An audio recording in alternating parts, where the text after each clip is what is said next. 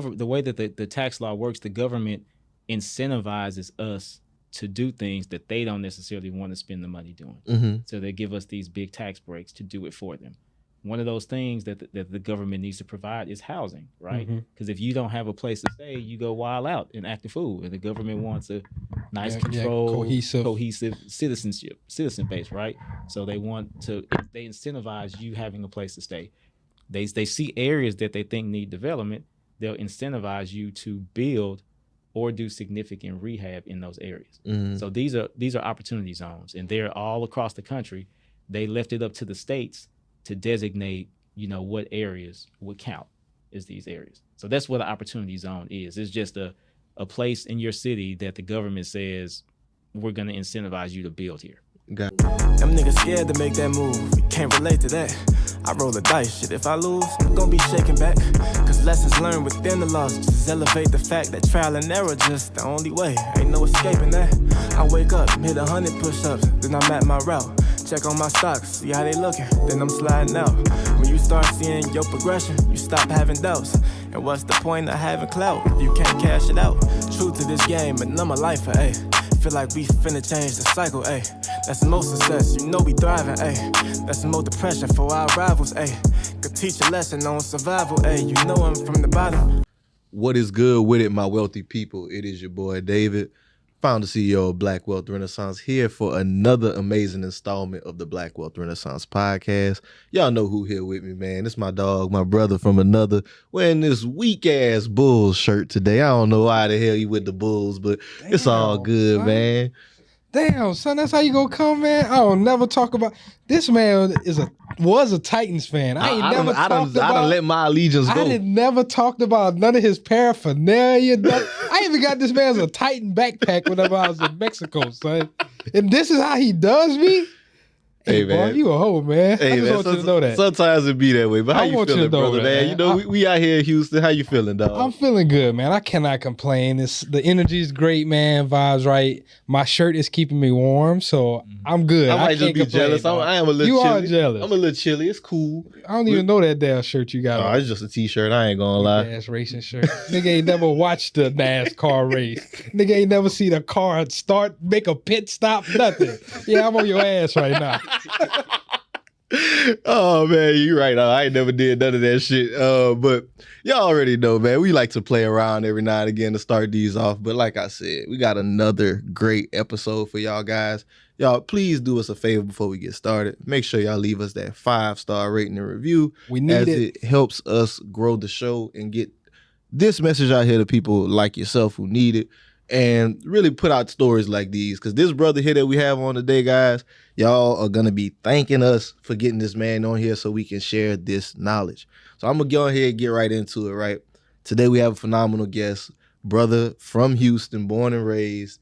He is a CPA, real estate developer, electricity broker, and really just an all-around a man of many talents, father, husband, all the good stuff, family man. And he's here today, man. He's also an opportunity zone expert. So I don't know if y'all remember the opportunity zones. Whenever we first started the podcast, yeah, they were just starting to come around. We were talking about it somewhat, and we were trying to get an understanding. Well, we finally got an expert that looks like us that's been doing it since then, who can give us some insight. We have none other than Mr. Malaki Sims. Malaki, how you doing today, brother? Doing great, man. Glad y'all can't hate on what I'm wearing. This is a Mays Hall t-shirt, Martin Luther King's mentor from Morehouse College, where I stayed freshman year. So you can't knock. Yeah, he ain't gonna hate on you. He's just gonna hate on me, dog. Yeah, I'm not gonna hate on no history now. We just got out of Black History Month. We can't do that. But how you doing, brother? I'm glad you was able to join us today, man. Doing good, man. All is well. Glad to be here. You guys have a great podcast. A lot of information shared that's really good. So glad to come by and try to share some myself. For sure, man. For sure. I know I kind of gave you an introduction in my words, but for the people in our audience that are unfamiliar with you, could you just kind of give them an introduction to yourself? Sure. So I'm a native Third Ward Houstonian. I'm a CPA by trade, licensed CPA. I've been doing accounting for over 2 decades now. On the side, I do a little bit of development. I build and rent homes for our company, Houston Retreats, and I'm also a licensed electricity broker. So if you need electricity, I can get you in Texas, Illinois, and Pennsylvania as well. Damn. Yeah, I ain't never I heard don't of know. no I ain't electricity never heard of no broker. electricity We gonna broker talk before, about but that we gonna later. get into that first. But we definitely want to just kind of get started and like peel back on it. So I know you're a CPA. What got you started in real estate? So I had a lot of friends that were in real estate, Mhm. so really good mentors. And once I had children, I made a conscious switch in my mind to have assets and things to leave to them. And one of the best ways for generational wealth is to leave them real estate, because people will always need a place to stay. So the asset value of real estate is typically always increasing, and the tax laws behind it they really shouldn't be fair. So they're just really that good, the tax laws, but it enables you to keep your wealth long time, and it enables them to be able to shelter some of the income that they can make from the properties as they continue to have them. And the rules for that, like once another generation starts, or once you die and it passes down, the rules reset and they start over and over again at the higher value. It's just really, really crazy tax law. Wait a minute. Okay, you saying the rules reset. So first off, since that you're a CPA, you're like, okay, these numbers and everything make sense. Right. When you're talking about rules, I am aware of like depreciation. Yep. And I forgot what's the other one where you can kind of like, you can force the appreciation, like where you can put it out so many years in advance. The amortization? No, it's Right. not. So there are two main rules. Depreciation is the first one, and that's the one that resets, that makes it wonderful. Really? Yeah. So real estate's one of the only assets that you can buy where the government is going to pay you back everything that you invested over time. So if I go buy, some Nike stock or something, and it costs $100, I got to come up with $100 to buy it. and I spent it. Right? The government's never going to give me that $100 back. But if I buy real estate, if I buy residential real estate, whatever I paid for it, the government gives me my money back over 27 and a half years. If I buy commercial real estate, the government gives me my money back over 39 years. That's the depreciation that you're talking about. And that resets every generation once it passes down. So could you give me like an example of what that would look like? Sure. So let's say we'll keep the numbers simple. Okay. I buy a house. That house costs $27. I pay $27 up front. Maybe I may not have to pay anything because I can get real estate with no money out of my pocket. But the value of the house is $27. The government is going to give me $1 back each year up until it's gone, up until that value to them is zero. That's your basis in the house. What you paid for it is your basis, your upfront cost. The government gives you that basis back. So they're going to give me $1 back each year. If I ever sell it, I got to pay a tax on the money they gave me back. Capital gain. No, not capital gains, depreciation recapture. Okay. But it's a small percent. And then time value of money, I get the money today. It doesn't matter that I'm paying this tax, later on. And there are actually ways to get out of it, not paying the tax too. But anyway, that $1 back, I pay 27. The government gives me back $1 a year for 27 years, right? I get all my money back. The government has paid for what I just bought. Now, I die. I leave that to my son. The value is now $54. It's doubled in value instead of $27.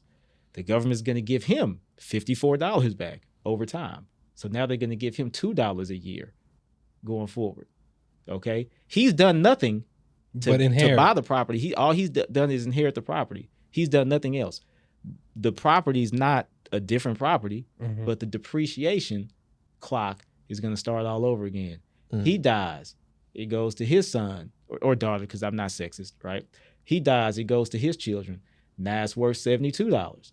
The government's going to give his child the same depreciation deduction all over again. So that clock always resets. And that's one of the beautiful things about it. I appreciate you breaking that down. So like when you're saying the depreciation, this is obviously them paying for it. This is them giving you credits on your taxes or like a deduction? A tax deduction for it. So let's say that tax deduction, if I don't have any income, it's worthless to me. But if I'm renting that house, then that deduction offsets the income that I make. Gotcha. And then it's worth a lot. So on paper, you're not making nothing, but you actually keeping cash flow. Are you making lower than what? Or you're making lower than what you're reporting. Which reduces your tax liability. Which could be much lower because, again, if I'm inheriting the property, it should be paid off, right? My Cash cost flowing should be lower. 100%. It should be cash flowing 100%. I'm gonna be in a position where I need those deductions to help offset some of that income. So if I leave you an asset that's paid off, and all you can just rent it and make money, and you still get this big deduction at the end where you can wipe away most of that income. I've set you up, to really, really succeed. I put you in a great position. Damn. And even if you're not renting it, just the fact that I left you a house and you have somewhere to stay, and housing is your biggest expense. That's what I was you don't have ask. that. So yeah. So if you don't rent it, if it's not an income producing property, you still get that same no depreciation. It has to be a business. It has to be a business. Okay, that's what I was wondering. Unless you house hack. Okay. So if you house hack, then you're technically renting a part of your house, and you get to depreciate that part of your house. Got you. Right. So only in that situation, and is that what the step up in basis is called? Is that what Correct. that is? That's the step up in basis. So your initial cost is your basis. I paid $27. That's my cost. That's my basis. That doesn't just go for real estate. That goes for anything you buy. What's your basis is what you paid for it. It steps up when it goes to the next generation because they inherit it, and then now it's worth the present value, not what you paid, because it goes up in value, and it steps up in basis to the new value. And when you get it, that's your basis, the new value. Gotcha. So this is some high level tax stuff right here that you just kind of dropped on us, right? Yeah. You can basically, and Kevin kind of mentioned it when we would talk with him, like these are some of the tax advantages that you get as an owner that you would never have as somebody that's renting. Correct. Never. That's why you should always want to own. And that's why, in my opinion, they didn't want us to own property, because that's really the key to wealth. Most of the middle class and the true people that are wealthy now, a lot of them got their money from real estate, when they were allowed to buy homes, when we weren't, and they could pass those homes down to their children. They could borrow money against those homes, another great tax strategy, because money borrowed against debt, you don't have to pay tax on it. So they're pulling money out of nowhere that they get to keep all of it, to help pay for other things, help fund other types of investments, help to buy more assets, help to send kids to college, or I got a family emergency and I need to fix something, I could pay for that. I got a credit card is something I can tap to pull money out of, because I can always borrow against the value. So it's the same thing like when you hear people complain about, rich and wealthy people, living off their stock and things like that, and not paying tax because they're borrowing against what they own. It's the same thing for real estate. It's the same principle. Most people just don't do it because they don't own their property. You got to have that ownership to be able to leverage it, whether it's stocks or real estate. The tax law is created for owners, not workers. Sadly. It's a bar right there. So now you got me speaking of tax law, right? You started investing in real estate. The opportunity zone laws, they rolled out, 2017? 2017, okay. How, I know you're a CPA, so did you just that set it off for you? Like, oh, I'm going to do this? Yes. Okay, talk to me about the opportunity zones. Immediately, once I saw the law, I said, man, this is bullshit. This is the greatest. Too good to be true, This is huh? too good to be true. I can't believe this is legal, but I'm gonna take advantage of it. So, all right, let's get into opportunity zones, right? Yeah, like an overview. Okay, of so what it is. Opportunity zone is just it's a designation where the government wants you to invest. It's an area that they say, hey, I want this area to improve. And in the way that the tax law works, the government incentivizes us to do things that they don't necessarily want to spend the money doing. So they give us these big tax breaks to do it for them. One of those things that the government needs to provide is housing, right? Because if you don't have a place to stay, you go wild out and act a fool. And the government wants a nice, controlled, cohesive citizen base, right? So they incentivize you having a place to stay. They see areas that they think need development. They'll incentivize you to build or do significant rehab in those areas. So these are opportunity zones, and they're all across the country. They left it up to the states to designate, what areas would count as these areas. So that's what an opportunity zone is. It's just a place in your city that the government says we're going to incentivize you to build here. Got you. So like usually like maybe like a disadvantage or like a low socioeconomic area, something that we typically would call the hood In theory, in a lot of places. not necessarily. So Okay. y'all have been to Houston a lot, right? Mm-hmm. Y'all been downtown? I don't come as frequent, but I've been downtown. You've been downtown? Did it look disadvantaged to you? Mm-mm. It's opportunity zone. Really? Mm-hmm. Yep. What are the qualifications? Where you're sitting now? The state determines it. So. You're in the opportunity zone right now. The That's studio is crazy. in the opportunity zone property, right outside downtown. Great. It's not always. I'm saying the perception that it's the hood and things like that. No, it's not. It's not always bad real estate. It's not always the slums. Great. Yeah. No, some of it is great prime real estate. All of the areas I invest in now in opportunity zone areas are inner city Houston areas. So I want to rewind. What's some of the advantages for the investors investing into the opportunity zones? Because I think that's where you kind of drive it. I know it's government subsidies, but isn't it for like a certain amount of years that it's no taxes? Yeah. Can you break that part down for me? Yeah, it's the best it's the best tax break I've ever seen. I don't think we'll ever see anything else this good. So to start off, when I sell something, you mentioned it earlier, capital gain, right? I get a capital gain. I have to pay capital gain tax on what I sell. Mm-hmm. If I take those capital gains and invest it in opportunity zone property, I don't have to pay tax on the gains until 2026. Okay? I get to delay it. Now, prior to like a year or two ago, they could have delayed it until 2026 and got a 10% discount on the taxes that they paid. So the government's essentially saying the initial benefit we're going to give you, we want these areas developed. We're going to let you not pay capital gains now, and you can use that money to invest in these areas. And that investment you can make more money from later. Okay, right? so let's say once again, That's the first one. okay, No capital gain tax. Mm-hmm. So you got a house, a stock, something that shoes that are vintage. That's an asset, Mhm. right? Comic books. That's technically an asset, right? That you could sell. and I sell it Something for you can $100,000. Sell it for $100,000. I would normally have to pay capital gains. I forgot what's the percentage. 21%, something About like that? 20%. Okay, 20%. So I normally, if I sell it for $100,000, I'm paying $20,000 right off the bat. Yes. So as long as I park that $100,000 into an opportunity zone, Property. now an opportunity zone property, Right. now I don't have to pay that 20% Until 2026. until 2026. You do have to pay it, I got you. but it's delayed. I got you. But now I can invest that 20 Into prime real estate, Into like prime you're real talking estate about, to make which money. would then appreciate further for me. Correct. That's Yes. crazy. So That's and, tax break one. and I'm still like in 2026, I would only be paying the $20,000 that I would have paid originally, right? So once again, if my investment strategies are good, I got good business acumen, I should have recouped Yep. that 20% Mhm. twice over. Yes, you should.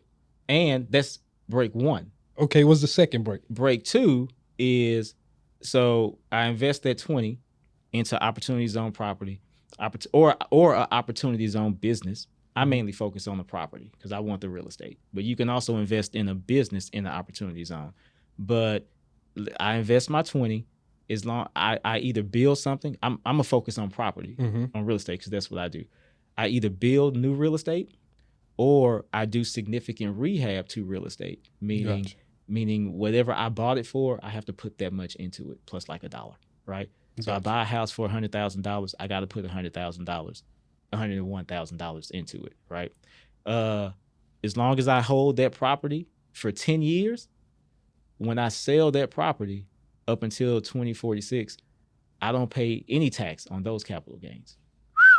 So wait 1 second. Wait So a fucking minute. what you just basically told us, Malaki, is like you invest into the property significantly, right? So you buy it, you improve it substantially, You either improve it substantially or you build it from the ground up. or build from the ground up. Right. You won't have to pay capital gains taxes when you sell that when you when property you sell it. Not indefinitely, Yeah. but it's a very long window. up until Until 2046. 2046. Yeah. If I say, as long, but you have to hold You got to 10 hold it years. for 10 years. If you hold it for 10 years and sell before then, the capital gains created from that, you don't have to pay tax on Wow. at all. Wow. Fucking crazy. And you don't have to do like a 1035 exchange. 1031 exchange, no. 1031, so yeah. a 1031 exchange. 1035 is insurance, huh? Yeah, that's in So my a head. 1031 is the opportunity zone law is like 1031 on steroids. So a 1031 is great, but it delays tax. Okay, I'm just shifting because you got to roll it over. Because I'm rolling it over from one to the other. But when I want to cash out, bam, I get hit. This eliminates tax, and there's not much in the code that gives you permanent tax exclusion. That's why I say it's bullshit. It should be illegal, but it's great. So take advantage. So that's why you had to take advantage of it, hop on immediately. But that's only the second break. Wait a minute. Wait, there's more? There's more. Tax break 3. And they have another code, another section that they built into this that you could take advantage of. So like I mentioned earlier when we talked about depreciation, right? If I sell it, then I have to pay back depreciation recapture. With the opportunity zone law, no depreciation recapture. So you don't have to pay that back either. And then on top of that, you get bonus depreciation. So now we're in a bonus depreciation environment. So that depreciation that you normally get, like I said, they're going to give you, we're going to go back to the $27 example, right? $1 a year. $1 a year, right? There are certain aspects of your house that have a useful life of less than 20 years, between 1 and 20 years. Add all of that up, and whatever that value is, the government will give you 100% depreciation deduction now, up front. Well, it's down to 80%. It's down to 60% this year, but they got laws on the books to try to retroactively make it 100% from last year up until 2025. So I can build a house. Let's say I build a house for $100,000, right? If I inject some capital gains into that, hold it 10 years, that $100,000 that I built it for, I can get a cost segregation study, which is what you need to take bonus depreciation. And typically bonus depreciation will get you about 20 to 25% of the value of the house as an upfront tax deduction. So that house for 100, let's just say 20%, I get an upfront $20,000 tax deduction now that I don't have to pay back because there's no depreciation recapture. And then when I sell that house 10 years from now, I don't have to pay capital gains on that. And the money I use to invest to get the house, I don't have to pay capital gains on that until 2026. And I get the house to rent out. Man. And I can buy the house because it's real estate. I can buy the house with zero money down because you can still, like any other real estate program, you can leverage. You can borrow money. You can still buy the house. Yeah. So I don't need 100% of capital gains. I just need enough capital gains to get me into the loan to get the house. And I can borrow the rest. Dang. Like you said, this is definitely set up for owners. Like you said. Correct. The whole system is set up for owners. So like with these opportunity zones, how are you able to identify them? You just going on to the, like it's on local government websites, things of that nature? Google Opportunity Zone Houston. And then a website will pull up with a map, and then you type in the address and see if it's an opportunity zone or not. Gotcha. Or even if you don't know an address, you know, they'll have like the little yellow, I don't know the color off the top of my head, but it'll be color designated on the map. And you can just zoom out and kind of see what areas. Okay, so I kind of want to pull this back right quick, right? So let's say I'm a person who wants to get into real estate. Okay. I found an opportunity zone property, right? I don't have any money, but I want to leverage against this. Could I go to somebody who I know might have capital gains, get them to fund it for me, and then still take control of that asset and do it that way? Yeah, you can still partner with someone that has capital gains. And the entity that you form would own the asset. But it still has to stay within that entity for 10 years. That's crazy. Before you sell it. That's not playing fair, dog. It's not. Yeah, like you say that. Yeah. It's great. I haven't seen anything on the code ever like that. So once I saw that, I was already into real estate, but I wasn't into development. I was just buying homes at the time. But once I saw that law, and then once I saw the areas in Houston that were opportunity zone property, which is mainly, I'm from 3rd Ward, inner city, right outside downtown. 5th Ward, opportunity zone property, had major developments going on there right outside of downtown. I saw those areas and other areas that were designated as opportunity zones, and I said, oh, it makes sense to build in these areas and be able to take advantage of some of these laws. Do you think there's any disadvantages for people living in the communities of opportunity zones? Yeah, it is. So it possibly it it intensifies. It can intensify gentrification. Okay. Right. So if I got a lot of new development going on and it's raising my tax rate and my tax value, and I can no longer afford to pay to stay in the area, then I might have to leave. So that is a possible disadvantage. However, again, real estate, going back to ownership, in which this is why I try to tell people about the law so much.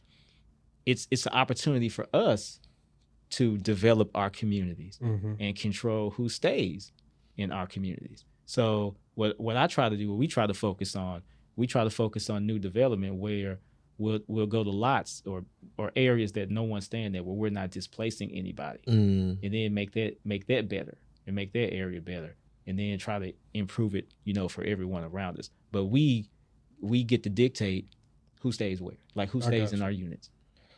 And the way you're dictating that is by not putting a home that costs $500,000 next to a home that costs 120.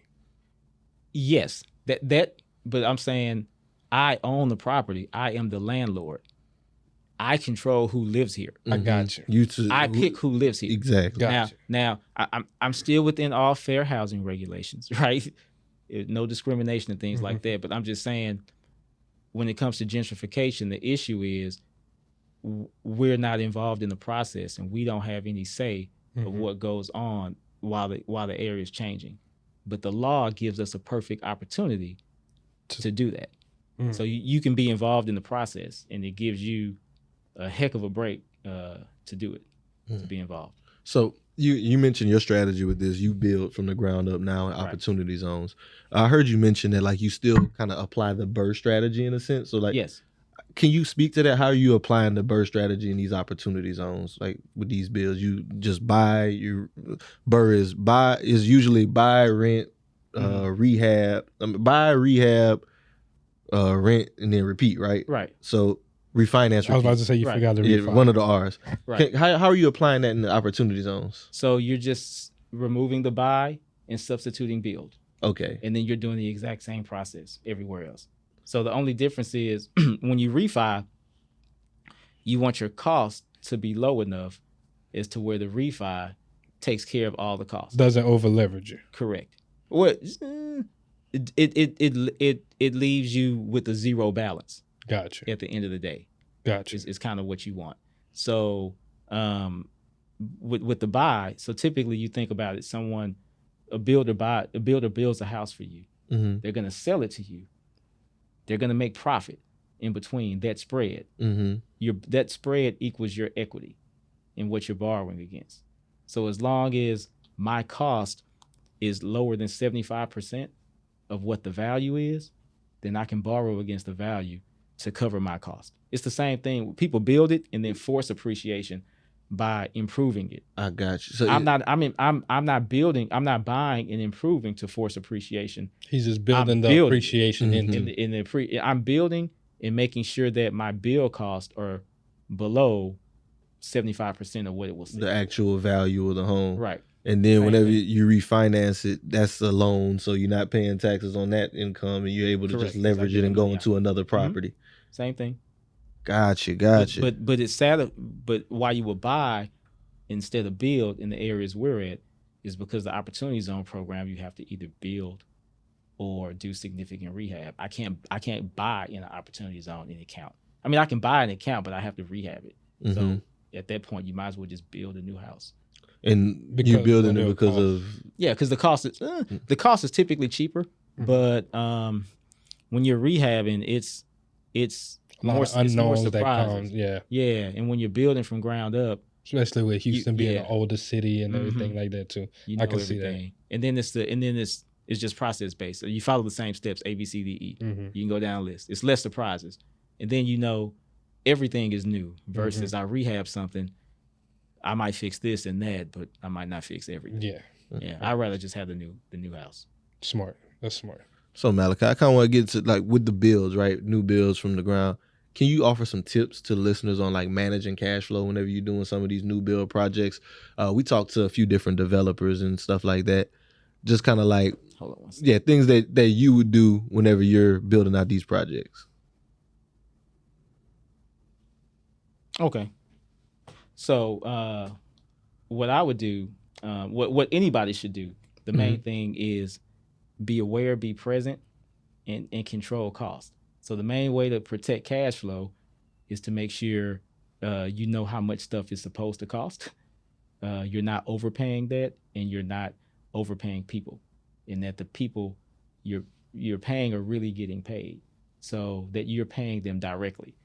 What do you mean by that? They're really getting paid? Like, So you could be Contractors and subcontractors. the contractors and Okay. subs. So I could hire you to build to do my AC. and then I just go get And then you Jalen to just do go- it instead. Yeah. Well, I'm saying I could hire you to build my AC, and I could pay you, but you don't pay your workers, Mm-hmm.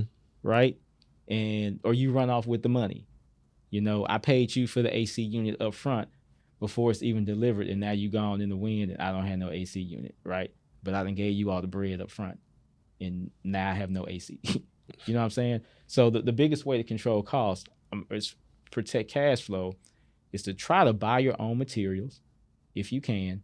If you can't, if you don't know how to pick them yourself, pay for them yourself, and then you get advantages to doing that too. Like if you use your own credit card, you get points and things like that.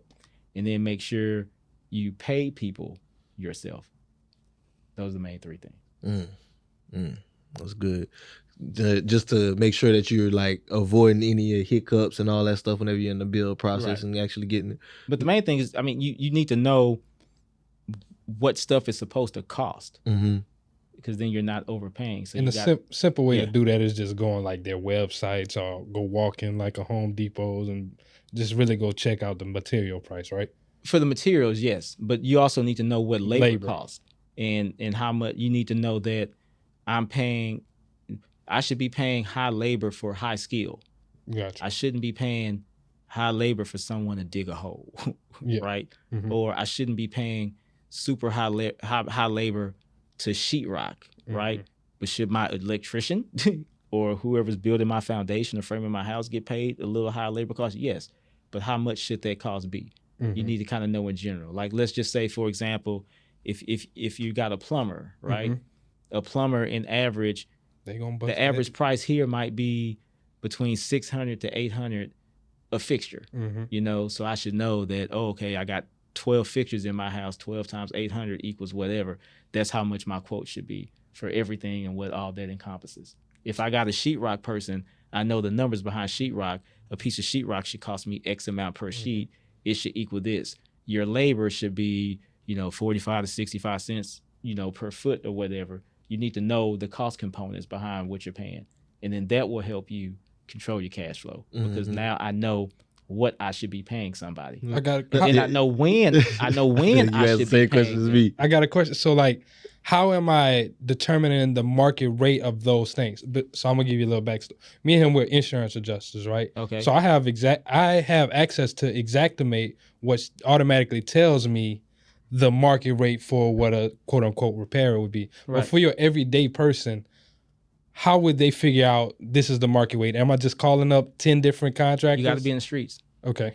You got to be in the streets and know what stuff is supposed to cost. Or you got to have somebody trusted on your team that knows what stuff is supposed to cost. Gotcha. So you as doing the building, you don't have to be the quote unquote builder. You can be the developer that hires a good builder, hires a good GC, hires a good team that's trusted, that's not go try to rob you. Now the less involved you are, The more unknowns you got. the more I'm saying the less involved you are, you got to make a choice. Do I want to save money? Do I want to save time? Right?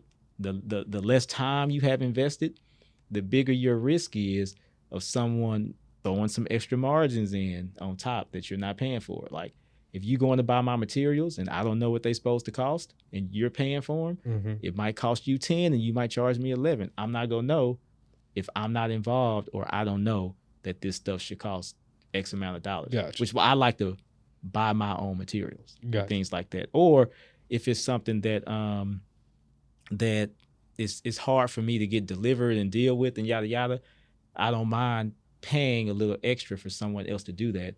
But I know what that cost is going to be. I know what that delta is, and Gotcha. that delta is not worth my time. But you got to pick a side. You want your time or you want cost savings. Was that the question you were going to ask? So actually, no, it wasn't. It was right here. Let me see. God damn it, I lost it because I started thinking about something else. Keep the conversation going. You know how I do it. You know how this goes for me, Jalen. This guy. It's gonna come back to me in the most random moment.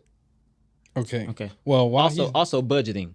okay. You know, you need to know. You have to have a set schedule to know how much of what percent of the project you'll need. Typically, I try to allocate 25 to 30% of the total job amount to have to spend throughout, and know the process that you're doing it to make sure you don't run out of money. Gotcha. Essentially, before you get a draw from the bank. And basically, with a lot of this, it sounds like you either need to have one or two things: experience in that field, or you need to have a mentor who can kind of guide you through some of these steps. Yes. Right. Yes. And yours was I know in the beginning you say you knew a lot of people who kind of turned you on to real estate. So did you just have a mentor who kind of taught you some of these things? I had a bunch of mentors. So when I first got involved in real estate, it was from just buying houses.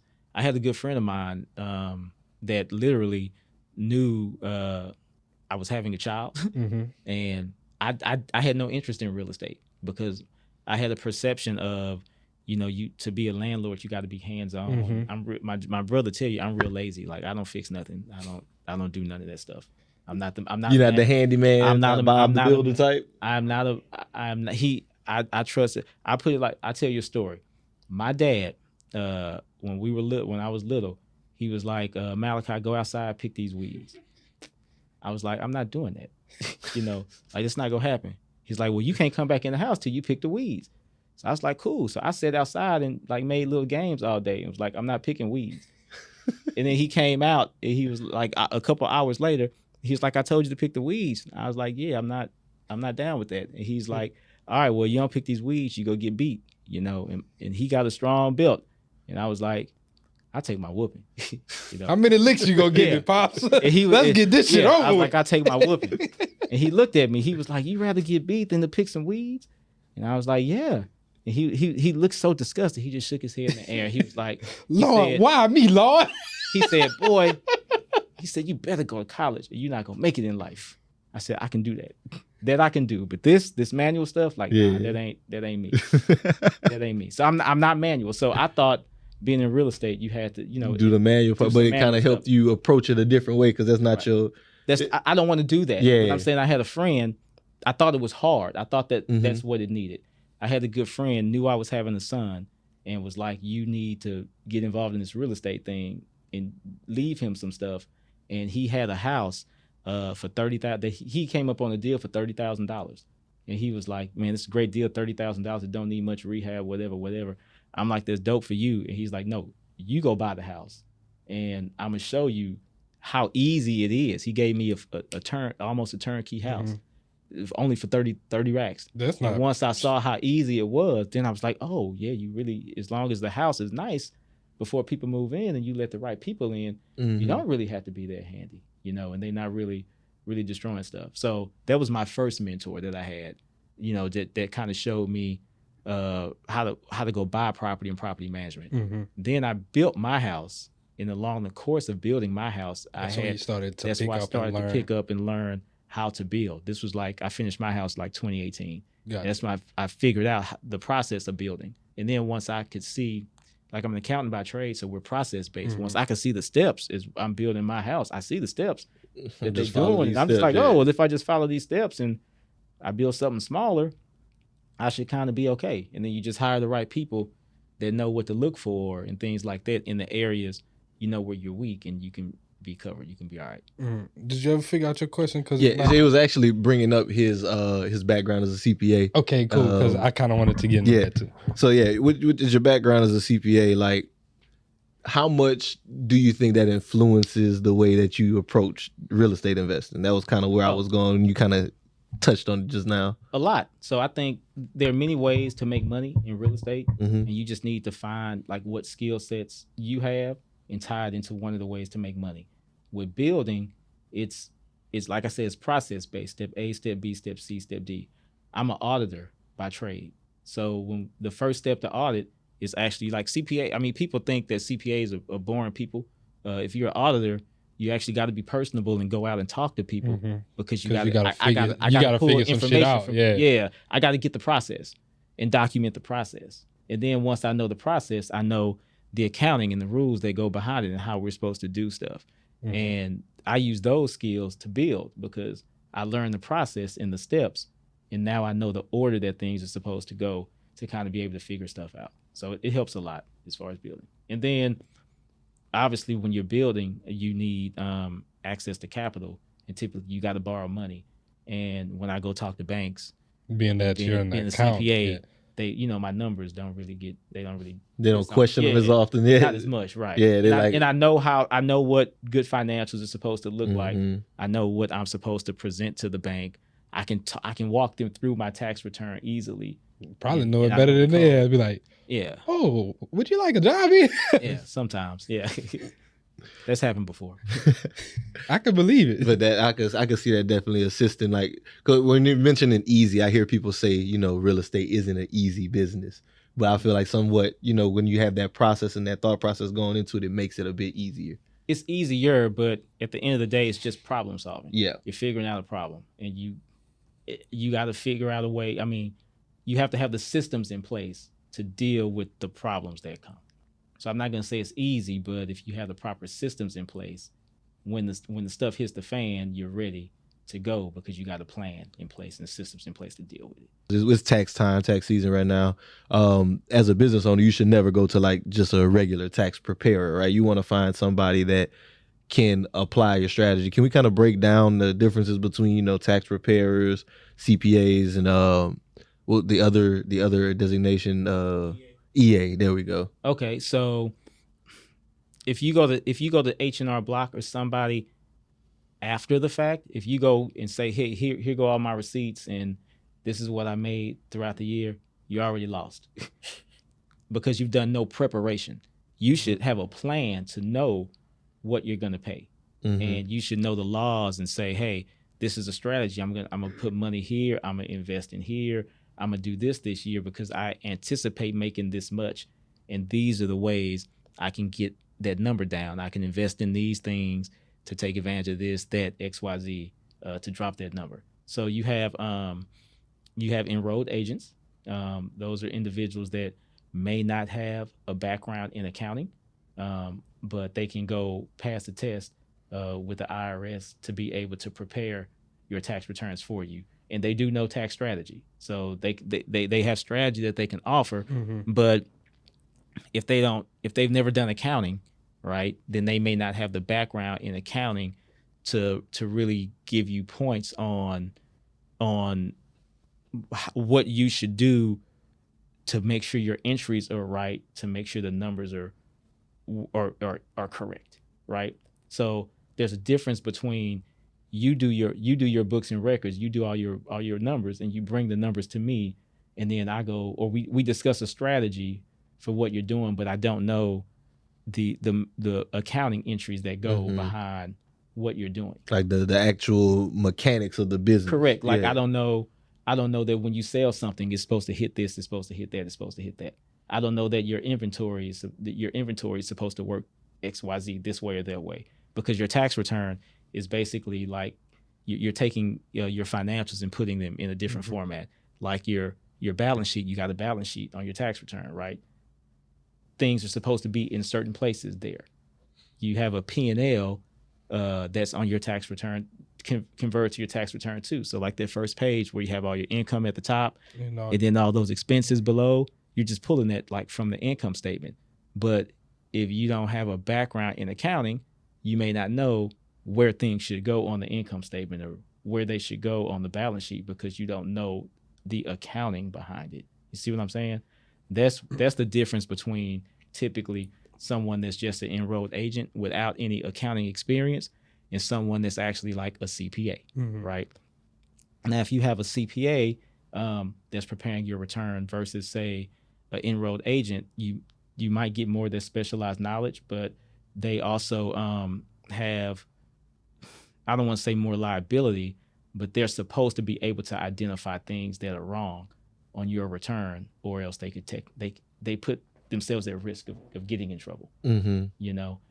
Because like if I want to work on your behalf in front of the IRS, if I'm a CPA, I'm licensed by the state, and it's a hard test to pass. There are things I got to do every year. I don't have to do anything else with the IRS because they say you're a CPA, you know what the hell you're doing. An enrolled agent has to say, we got to prove to you that we can pass this test to take it, right? Then you have people that are CPAs that are, or just people that are lawyers that focus in tax too, because it's not about tax code, it's about tax law, okay? So the code is a set of codes that say, hey, you can do X, Y, Z, but X, Y, Z is up to interpretation. There's a lot of gray in X, Y, Z. Gotcha. It's backed up and supported by case law, where someone's gone to court and said, hey, based on this case, we have precedents in the court that our interpretation of this is correct. And that's what really matters at the end of the day, is that tax law. And lawyers that specialize and focus in tax really know the law very well. So I think if you have a lawyer, like the folks that are lawyers that are also CPAs, like them the high price. They got to be some high dollar dudes. That's some because a lot of school. They focus on both. Yeah. You know, it's really about the law. So the main thing, anybody that you're going to use, you're going to want to make sure that you want to interview them. Whatever designation they have, they can all be the right person for you. You just need to make sure they know what they're talking about. Gotcha. Right? And specific to you. So you're always going to want to ask them, what other kind of clients do you have that do the work that I do? And you're not going to want a small one because you want to grow as a business, right? So hopefully you want a bigger one because you want them to apply all the stuff for the big person down to you to help you get to that level. So you're going to want to interview them and see what their client base is. Make sure they have clients like you so they're not learning on the job on you. That's and then smart. and then you want to make sure that all these strategies and things that they say we're going to put you in, make sure that they know that they will survive the scrutiny of an audit. So I could drive 100 miles on the freeway now, and I could be okay if ain't no cops there, But if the cops there, obviously I can't do that. The strategy that you're putting me in, is it going to survive audit scrutiny? Has it been examined before? Do you know the tax code and the law behind what you're doing? Like, hey, Malaki, you should go out and buy a G-Wagon. Okay, what's the code section for that? Yeah. If you don't know the code section for that, you shouldn't be telling me I should go buy it because you don't know. Yeah, and right? Everybody on Instagram was buy the G-Wagon. You can write it off. This wasn't it like last year was the last year you could do that? Yeah, last 2 years, yeah. What's the code behind that? And then if they know the code behind that, cool. What's the case law behind that? Because if we get audited, that's what we have to rely on is case law, not just the code, And hopefully the person you're using, whatever strategy they're telling you, they should know about your business. They should know the code sections related to what they're telling you to do. And then they should know the case law behind it. And the last thing that you should make sure they have is if we get popped, you're going to represent me, right? Like if the IRS comes, if you put your name on this paper, you need to be in this. You in the meet, like you represent me for free, because you signed the return. You've put the return together. I didn't do it. I don't know what to tell. I don't know what to tell these people. You need to come and tell them what you did. And if they say what you did is wrong, then you're paying for the penalties and the interest, right? The tax is mine. I should pay the tax. I would have owed that no matter what. But all the penalties, everything that's a result of the mistakes you made should be your responsibility. Yeah. Either you should pay for it, or you should have insurance that pays for it. And typically the difference between, like I was saying, that extra level of liability, if you have a CPA, then technically you can threaten, hey man, you got CPA, you shouldn't have messed up. I'm going to call the board or whatever. And they can lose their license. Well, they don't want to put it at risk is what I'm saying. So if you bring some BS before a CPA, they're not going to do your return if it's risky because they don't want to even play that game. Because, like you said, that's at risk of losing their licensure, their livelihood. Right. Because you over here doing some BS with your taxes and Correct. Messing around. And I didn't catch it. Cooking the books. And I let it happen. Right. And I did work at a firm where the firm went down because of what they didn't catch a client doing. So that I know firsthand experience that does happen. Not it wasn't tax wise, but I'm just saying in general, when you're a CPA, you're still putting your name. Yeah, you're held at that regard, and you're supposed to catch stuff. Dang, that's crazy. Yeah. So I kind of want to pivot. We were talking about ownership earlier. One thing that's a rising trend now is corporate landlords. I don't know if you kind of noticed that's been in the Wall news Street. cycle. Right. Yeah, Wall Street buying up. I think Blackstone is the company. They're buying up single family homes all across the nation, specifically focusing in the South. Right. And I saw an article. I came across it. Discussing the possibility of America becoming a nation of renters. Right. So like right now in 90% of the United States, it's cheaper to rent a single family home than to own one. As an investor, like what are your thoughts on that whole trend? Well, so we spoke about it earlier. So the reason that you see that happening is because the opportunity zone law. So what does Wall Street have? Hella capital gains. Hella capital gains. Yeah. Your capital gains, your 401k, your stock, all that. They have all that. Their job is to, over the long haul, to maximize the return on that. They sell stuff. They get out of what's not hot no more. They go in the next thing that's go emerge and pop. They take the capital gains from that and reinvest it later, et cetera, et cetera, et cetera. They know the law. They know that now the government is incentivizing investing in real estate, and they know that if they invest in real estate and hold 10 years, they can sell all these properties and not pay any tax on it and walk away tax free. They know exactly what they're doing. That's one of the main reasons you see corporate America going into new development and becoming landlords. And in the meantime, because again, the same tax breaks that we just discussed, like where they can build for no money, they don't have to pay any money to build these assets either, because they have a hell of a balance sheet. They got hella cash. They got cash. Loans are. They can get loans for whatever they want. Yeah, kind of like how Kevin was talking about. They just probably call them up. Hey, look, I need 100,000. I got this, and it's probably. Well, they already got the lines. Yeah. So the banks make money off your money. So the more money you have in deposits, the more a bank will lend you to go do whatever. So you don't use your money, you use the bank's money.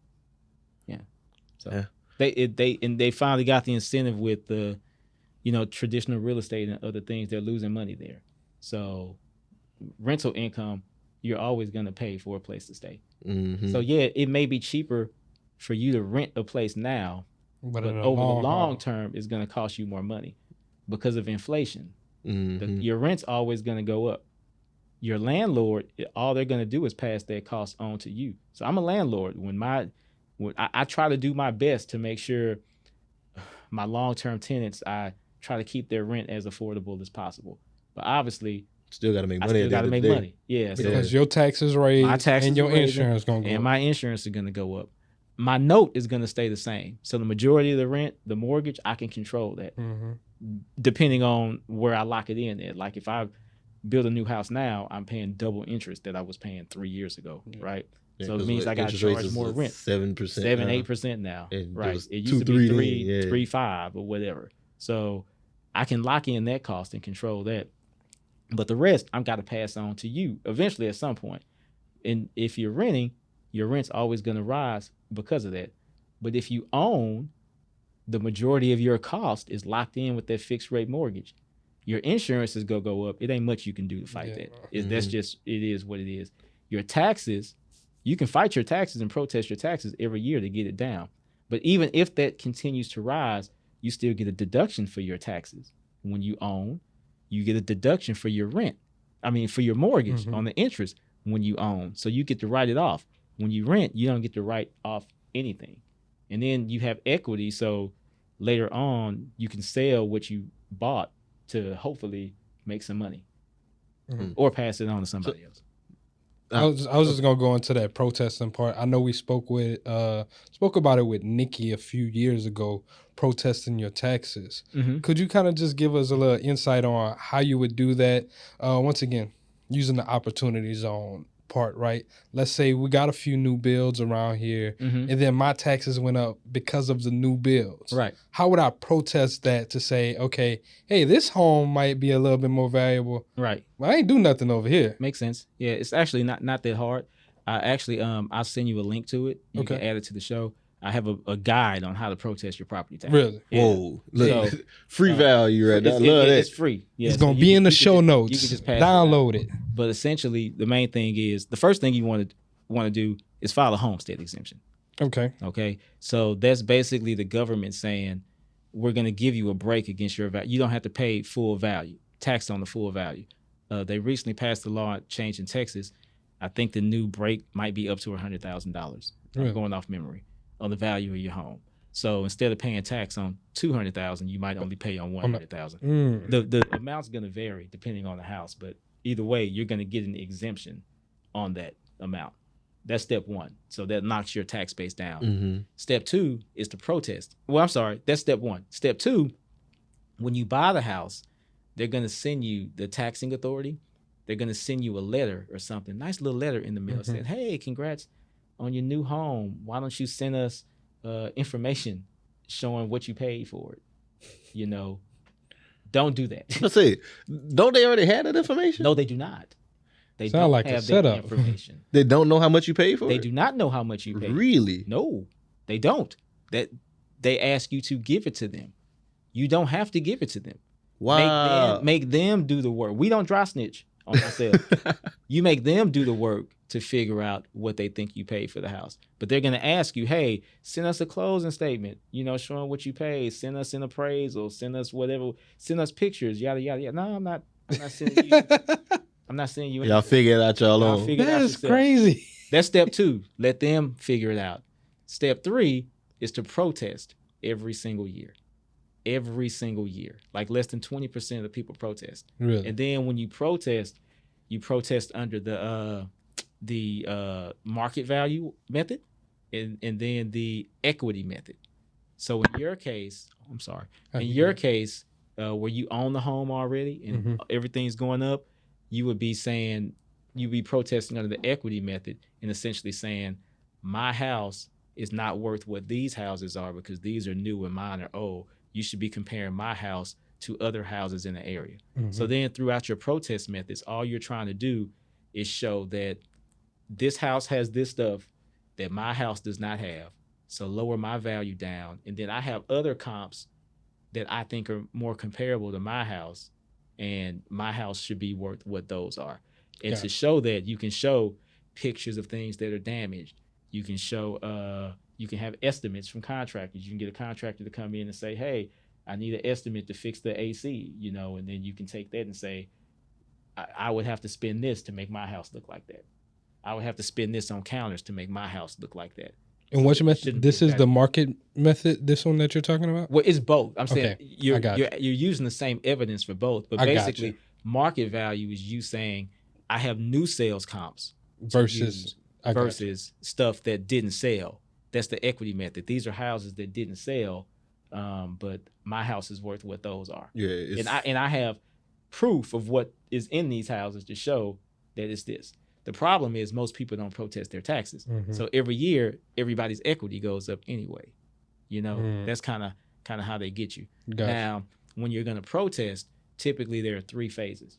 The first phase is typically with the taxing authority itself. So you can, like, you go to somebody, I might come in and see you, and, you know, I got to convince you that my value should be lower. That works about half the time. It really depends on who you get that day. I've literally gone in once before and had a guy ask me. He was like, "Hey, dog, what you want to be?" Like your taxes? Yeah, he was like, "What you want the value?" Because nobody else is coming to do it, so it's like he just didn't care. He wasn't trying to get a raise. I don't know. He didn't like the job. I don't know whether he was like, "Hey, zero." Dog, hey, dog, that's what I'm telling you. And I gave him a number, and he was like, "Man, I can't make it that low." You know, don't ask me that question. So I don't know. We settled on a lower number. Something that y'all could both reasonably agree to. It's been that easy before. On the flip side, you could get a person that's just not trying to negotiate or work with anybody, that's just real hard up. And I've had that before where I done had everything perfectly laid out, and they were like, nah, I'm just not giving you nothing. So if that don't work, you go to step two, which is the appraisal review board. So that's a group of volunteers, people that aren't paid, usually a lot of old retired people, and they work on a board, a panel, and you got to convince them that your value should be lower. I typically go with the one-member board now. because It's easy to influence one person. it's more so that I've never been the one where I've had 2 or 3 people going back and forth with each other. It's kind of like somebody step up and take charge and everybody else agree with them. So I'm like, well, might as well just go try to convince the one person. Yeah. And then if that don't work, you can appraise it. I mean, you can protest at the state level, but that costs money. So you got to typically put up maybe $500 for your home or so. And if you win, you get back like $450, like whatever the processing fee is, they keep that. And that's if they decrease off of, what you want it to be. And a lot of times what happens is the appraisal districts, they don't want to hear from the state. So once you protest at that level, they might call you to settle before it gets to the protest. Like, oh man, you didn't call these dudes. What you want, man? Yeah. And if you settle, you still get your money back less the processing fee. That's I'll send you the guide too. Yeah. It's a whole guide. Hey, exactly I appreciate that, bro. That was very valuable. Yeah. Yes, sir. So now, Malaki, I just got like this is more hypothetical for you, and I feel like I know the answer, but I just want to ask anyway. What are your thoughts on the whole rent and invest the difference versus ownership? So like I seen a question posed, right? Would you rather have a $1 million house and $500,000 in liquid capital, or $1.5 million liquid? And be renting. With $1.5 million liquid. It depends on the numbers, right? I'm an ownership guy. So my general philosophy is once you own, I want to beat inflation, right? The main way to beat inflation is by owning. Once I own, I'm now in control of my biggest cost, right? And if I'm in control of my biggest cost, it should in theory be easier for me to invest because I've locked in my easiest cost. If I'm renting, I haven't locked in my majority cost, so that could go up and I'm not as in control over what I have to spend on other things. So as far as would I rather have 1.5 million liquid cash? No, never. I would rather have 1.5 million in assets that are improving because cash is trash. Well, when I say liquid, I mean stock's still kind of liquid compared to like you got a regular brokerage account, not like a 401k or IRA, none of the tax advantage accounts, just like a regular brokerage. Okay. Would I rather have 1.5 million liquid and be renting or have what? $1 million house with 500K liquid. I'd rather have the 1.5 million, but because I don't necessarily need $1 million house. Because I got to pay taxes on $1 million house come with $1 million house problems. Right? Yeah. Right. I don't need $1 million crib. Yeah. I don't need $1 million. I would answer that way because I don't need $1 million house. Give me the money. Give me the assets that are worth $1 million versus I want the asset that's making money that's worth $1 million versus the $1 million in the asset that's not making money. That's a better way to look at it. I want what's making money. Now, in general, if you're just talking about I'm starting off and, how should I start off investing? I think it's better to own because you're locking in the cost, right? But once you start talking about giving me more money in assets, I'm always going to choose the more money with assets that make money, not the asset that doesn't make money. And the $1 million house doesn't make me money. It appreciates in equity, but it's not going to make you no cash flow. No cash flow. I want to give me the $1.5 million. Because it was $1.5 million. Right? Yeah. Okay. Give me the $1.5 million that's making money. Probably getting dividends off that joint and all that. Over the $1 million that's not. Illiquid. Correct. Yeah. I would choose that. And especially I just look at it because think about it now. It's always a conversation whenever we start talking about assets, the liquidity portion of it. People look at real estate, and I think that's what stops a lot of people. They be like, "Oh man, my money tied up, it's locked in. I can't do nothing unless I sell the house, this, that, and the third." And it's like that's not necessarily the case. Like you could still be kind of liquid, but you're not liquid, but you can still touch the money. Yeah, and you can touch it tax free. So everything what I build now, I have a big house. I have a big HELOC. Because I have a lot of equity in my house because I made sure my costs were low. And I use my equity to go build other investments. Every piece of real estate I've ever bought has come, or pretty much most of it has come from the equity in a house I had already. So when people say your main home is not an asset and that you can't touch the cash and equity, that's not true. You just get a HELOC against it. Be responsible with it. You know, don't go. I'm not taking trips on my HELOC, but you know, you buying more cash flow with I'm buying more cash flow with the equity. And yes, I can't touch 100% of the value, but I can touch a big. Yeah, like what? Like usually like 75 to 80%, something like that with HELOCs. It can be, yeah. Depends on the bank, but it depends on the value of the house. But I got a 6-figure HELOC, so yeah, you can make some things shake. Rinse and repeat that with some investment properties helps you with the build process and whatnot. Yep. What's up? Repeat. So yeah, that's not true. You can use that equity, just use it responsibly. But it's there for you to get, and it's tax free. Yep. So anything else you sell, you go lose a percent of it to taxes. With the HELOC or with borrowing against the equity in your home, you don't, because debt's not taxed. Okay. Yeah, I appreciate that answer, my brother. Because when me and him was having that same conversation, I ain't gonna lie, I was like, yeah, give me the 1.5, but I like the qualification of like, is it asset? Is it cash? Because I do understand the part where the cash just inflation is gonna kill it. It will kill it. But I take the 1.5 cash and over the 1 million house and put it into yeah. And that was my thought too. I was like, I'll rent and still be able to have that 1.5. I can go do a whole lot more things with that versus the $1 million house. But either way, my thought process would be whatever I'm renting, it's still costing me more money to rent there than it would be to own something else. Gotcha. I would still want to own to control my rental cost.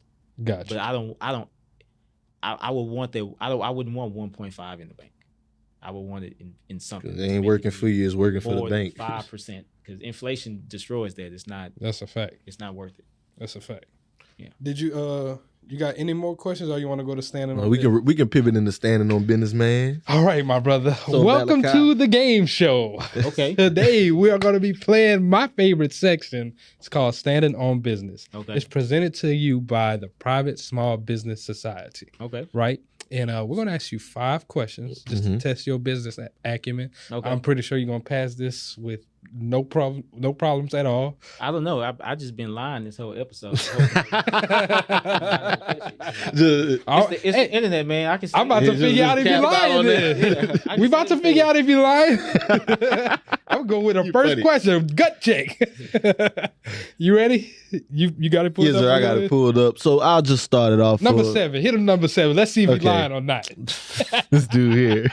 This one, he gonna get this one so easy. That's all I'm saying. That's what I'm saying. Let's see if he lied. All right, Malaki. So we got the first question standing on business. Which financial statement provides a snapshot of a company's financial position at a specific point in time? Balance sheet.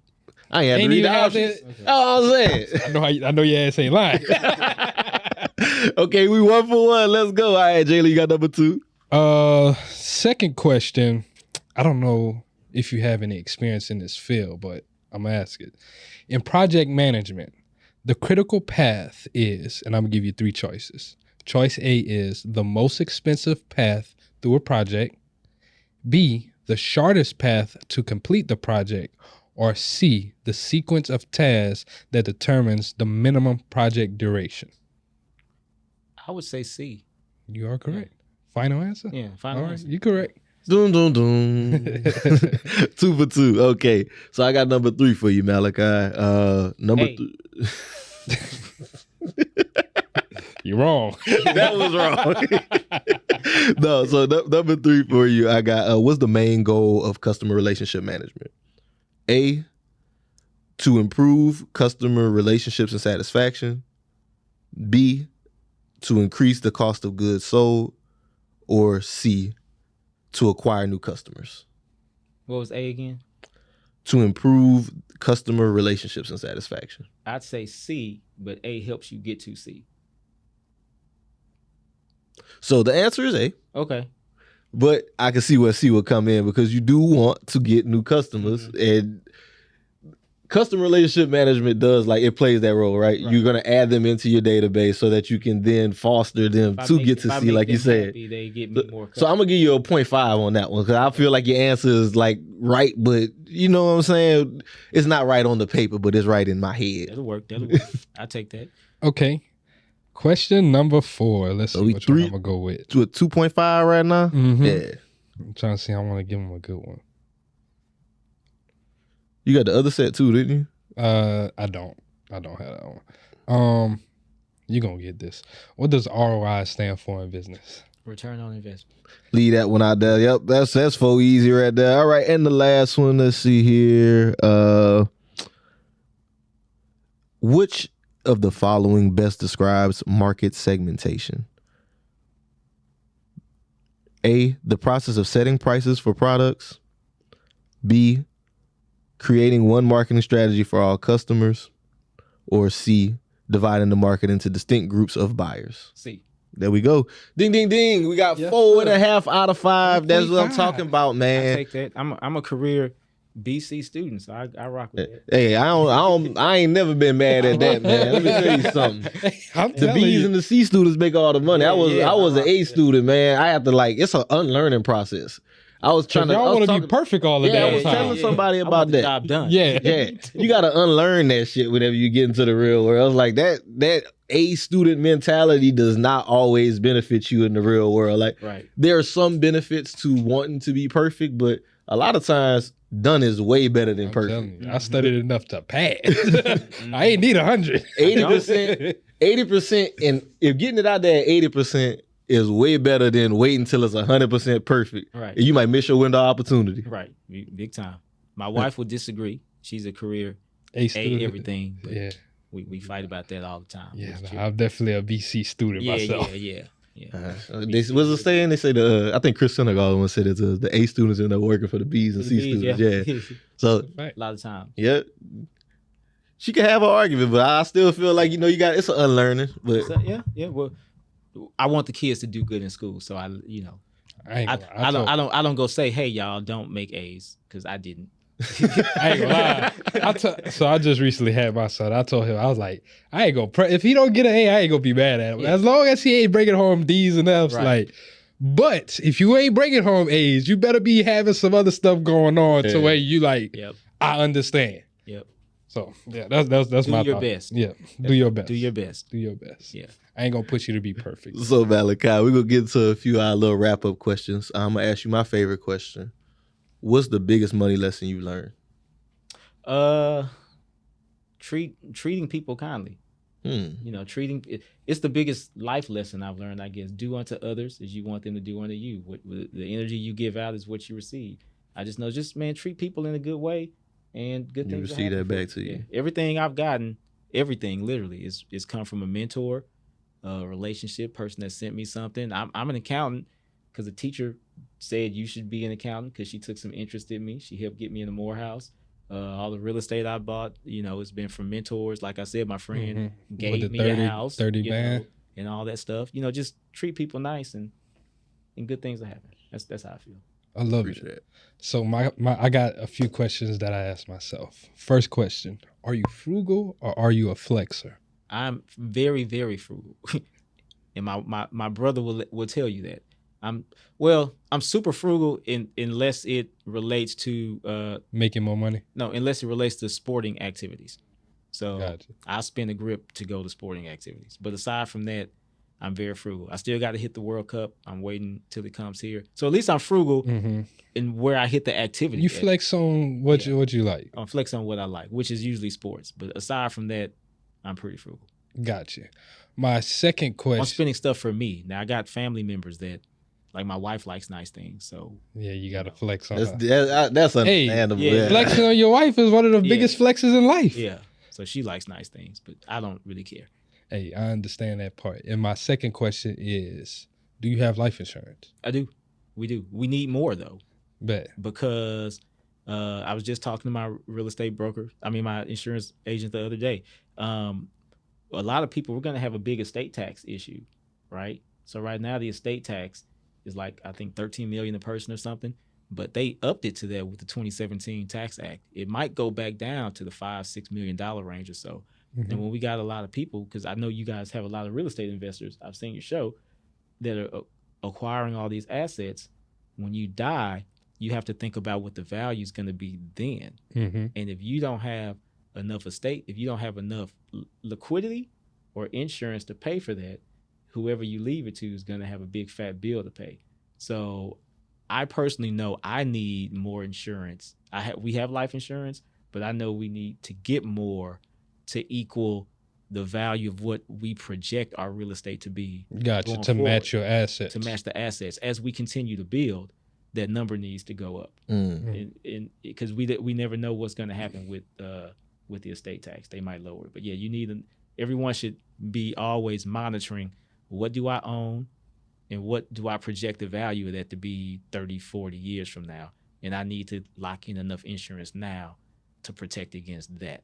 And if y'all need insurance, I'll at your boys so we can take care of y'all. Oh, y'all with sell that. insurance? Yes, we do. I didn't know that. Okay. Insurance brokers. Yeah, Okay. So, we are definitely life insurance brokers. Okay. So I know you said you was talking to your insurance agent. Yeah, but my insurance broker. Yeah. If you ever need something, Okay. holler at us. Well, I didn't know y'all did that. Yeah. Yes, sir. Yep. It's a newer venture for us. We actually got licensed earlier this year. Yeah. Okay, So, congratulations. Appreciate that. So do y'all have an office? No. Okay. Virtual. We're doing everything virtual. Okay, but you bought equipment and stuff, right? What when you're saying like equipment? You bought stuff for the office. Yes. Yes. Okay. Yes. Again, depreciation. I got look you. at the depreciation. I got you. We're in bonus depreciation.